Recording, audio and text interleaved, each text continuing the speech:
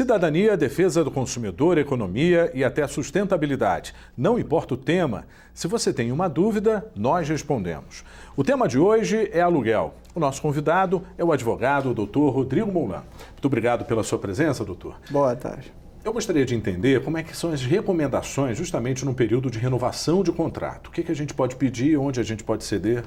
Certo. Bom, a primeira recomendação é que exista um contrato escrito. Muitas pessoas fazem contratos verbais e é extremamente necessário que ele seja escrito para que você tenha todas as regras ali estipuladas.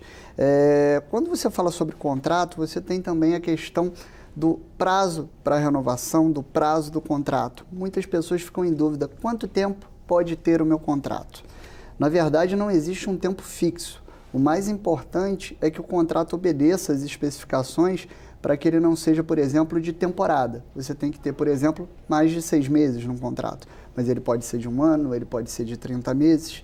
E quando esse prazo for findando, é importante que você notifique o locatário, ou ainda, se o locatário não pretender permanecer no imóvel, que ele notifique o locador, o proprietário, para que esse contrato se extingua da forma mais tranquila, tenha fim da forma mais serena possível. Bom, são várias dúvidas, vamos acompanhar a primeira pergunta. A responsabilidade pela obra do imóvel é do proprietário ou do inquilino?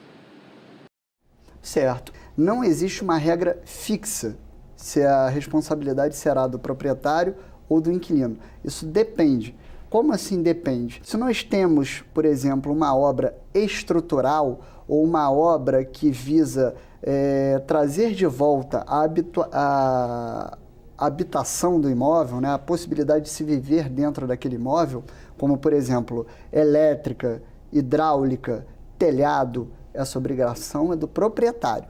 Agora, as obras de manutenção do imóvel, né, para que ele se mantenha naquele estado que foi entregue, como, por exemplo, pintura, um reparo, um pequeno reparo, essas são do locatário. Óbvio que você tem algumas questões aí que vão ser sui generis, vão ser específicas. Como assim? Você tem um imóvel primeira locação, certo? Então, telhados, encanamentos, tudo está novo. Vamos supor que por uma festa ou por um acidente, alguma coisa, esse telhado seja destruído ou o muro seja destruído. Essa obrigação, por óbvio, vai ser do locatário se a culpa foi dele por esse incidente. Tudo passa também pelo bom senso, né? Se a relação for boa, pode-se abrir mão de alguns detalhes. Sim, perfeito.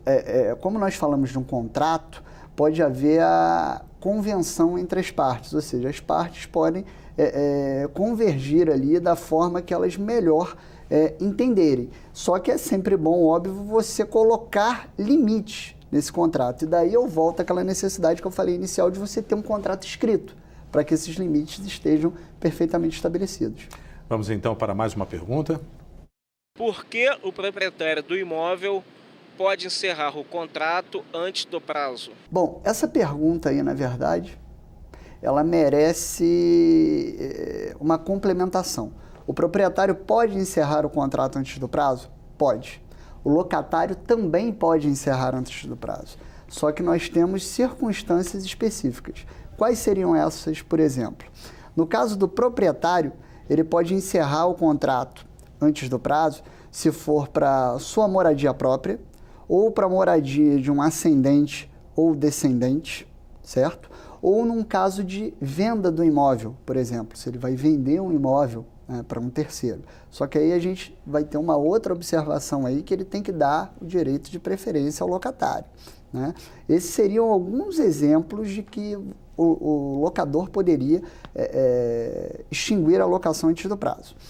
Por parte do locatário, por exemplo, vamos supor aquele locatário que ele reside no imóvel em função do emprego dele e ele acaba sendo transferido para outra localidade.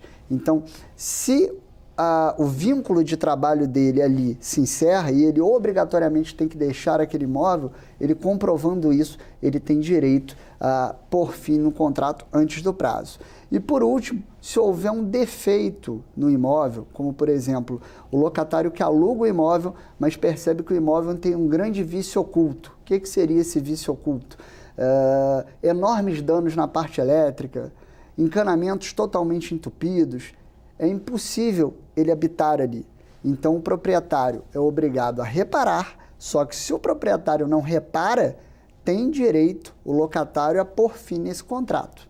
Por isso que é muito importante, antes de alugar, fazer um checklist do apartamento ou da casa. Sim, sim. Para sanar esse tipo de questão, o ideal seria, quando você realiza um contrato de locação, a maioria das imobiliárias faz isso, é um termo de vistoria, onde a casa é vistoriada, fotografado, o imóvel, né, é vistoriado, fotografado e consta ali o seu exato estado.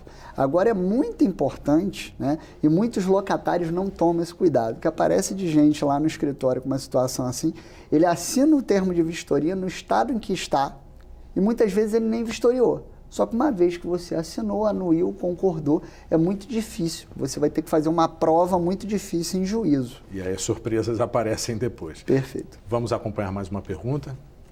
É verdade que o inquilino pode ser despejado se não pagar as taxas do condomínio? Sim, é verdade. Na verdade, as taxas de condomínio, elas são uma obrigação acessória do imóvel, assim como o IPTU também. Então, na verdade, o inquilino ele pode ser despejado nas seguintes situações. Infração do contrato, seria desrespeitar alguma regra pré-estabelecida no contrato, como, por exemplo, o contrato proíbe animais no imóvel e ele tem animais. Isso poderia sujeitar ele a um despejo, causar o despejo. Mas isso é legal? Sim.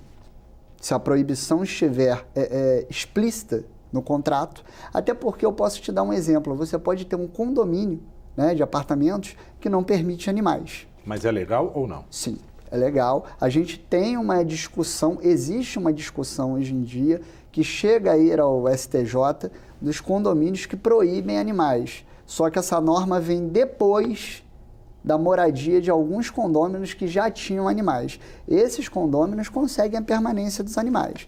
Mas o ideal sempre não é, como é que eu vou dizer, uma regra estanque. O ideal sempre é você, na assembleia, né, ou nas mudanças na convenção de condomínio, você pleitear o seu direito ali com os demais condôminos, com o síndico. Mas voltando ao que a gente estava falando, o contrato pode ser extinto, o condômino pode ser despejado no caso de uma falta no contrato, no caso do não pagamento do aluguel e do não pagamento de qualquer acessório desse aluguel. E aí a gente pode falar do IPTU, né, do condomínio. O condomínio leva até o imóvel a leilão. Se você não pagar o imóvel, você pode perder. Então, é preponderante, né, fundamental que sejam pagas essas taxas, senão será ensejado o despejo. Vamos para mais uma pergunta. É permitido ao inquilino alugar o imóvel para outra pessoa? Normalmente, em 90% das vezes, não. Isso é uma regra já estabelecida em praticamente todos os contratos de locação comercial e residencial. Ou seja, a vedação à sublocação. É proibida a sublocação, certo? Só que para você exercer esse direito a essa proibição, mais uma vez eu bato aqui, é necessário que esteja o quê? Estipulado no contrato. Porque a gente observa alguns apartamentos até em áreas mais valorizadas, ou seja, mais procuradas em período de férias, que acabam alugando até cômodos, né? Sim, quarto, num dispositivo da internet, por exemplo, acaba alugando. Isso é permitido ou não? Então, isso é permitido desde que o contrato não vede, desde que o contrato expressamente não proíba, certo? Mas aí você vai me perguntar, Rodrigo, como assim o contrato não proibir expressamente? Você pode ter o caso, por exemplo, de um contrato que diz: essa locação se destina apenas a fins residenciais. E aí essa pessoa, que é o locatário, o inquilino, ela está alugando o imóvel, mas ela está sublocando para outras pessoas e tendo lucro. Ele estabelece um comércio aí, ele já está contrariando o contrato. Até mesmo na tentativa de fazer um co-work, como acontece muito. Você já perdeu o objeto do contrato, que é o quê? A locação residencial. Perfeito o seu exemplo. Se ele abre um coworking ali, o coworking é uma fonte de renda, é um comércio.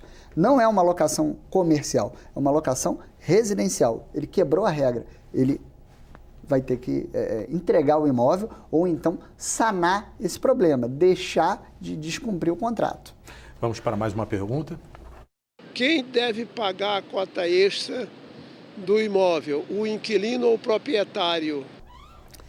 Essa é uma questão, até observei ali, muito polêmica. Ele é advogado também. Essa é uma questão muito polêmica e ela coloca dúvidas, né, em proprietários, inquilinos, advogados e até administradores de imóvel. Por quê? A taxa extra de condomínio, normalmente, naturalmente, ela se destina às despesas extraordinárias. Quando a gente fala de despesas condominiais, a gente tem as ordinárias e as extraordinárias. As ordinárias são aquelas do dia a dia, para manutenção do condomínio. Limpeza, porteiro, troca de lâmpadas, né? Essas são de obrigação do locatário, do inquilino. Agora, as despesas extraordinárias são aquelas que são emergenciais e essas são do proprietário. E aí vai surgir a grande dúvida, mas quando que uma obra é emergencial? Aí uma boa regra para a gente poder fazer essa diferenciação é toda aquela obra que é uma obra que é ligada à estrutura, né, a um grande reparo, né, ou uma obra que vai aproveitar depois ao proprietário. O que seria, por exemplo, uma obra que vai aproveitar o proprietário? Uma reforma em toda a fachada do condomínio. Quando aquele imóvel for vendido, o locatário nada leva, e sim o proprietário. Mas uma questão que é polêmica e curiosa, por exemplo, elevador. Se for somente a troca de peças do elevador, isso é manutenção, isso é dia a dia, isso é ordinário, isso é inquilino. Agora, vamos supor aqueles imóveis velhos, antigos da Zona Sul, que tem aqueles elevadores muito antigos, e aí você precisa trocar os elevadores. Isso aí já é uma obra que permanece. Isso é uma despesa extraordinária. Isso aí vai ser do locador. Doutor Rodrigo, um conselho final. Tudo pode ser negociado? Sim. Mas o grande conselho final que eu poderia dar é o máximo que você puder especificar dentro do seu contrato, o faça. E até quando você for falar de cotas extras ou demais despesas condominiais, discrimine no contrato aquilo que você vai cobrar do inquilino e aquilo que vai ser responsabilidade sua do locador. Porque se você determina no contrato, ainda que a lei divirja um pouco, vá um pouco contra, se está expresso no contrato e foi aceito, aquilo tem que ser respeitado. E por último, mas não menos importante, sempre faça um contrato de aluguel com um advogado especializado, porque o contrato vai impedir que você tenha discussões futuras. E ainda que você venha a ter essas discussões, quanto mais específico, quanto mais claro esse contrato, mais fácil de resolver a questão na justiça. Doutor Rodrigo, muito obrigado pelas suas informações e o Câmara Livre fica por aqui. Até o próximo encontro.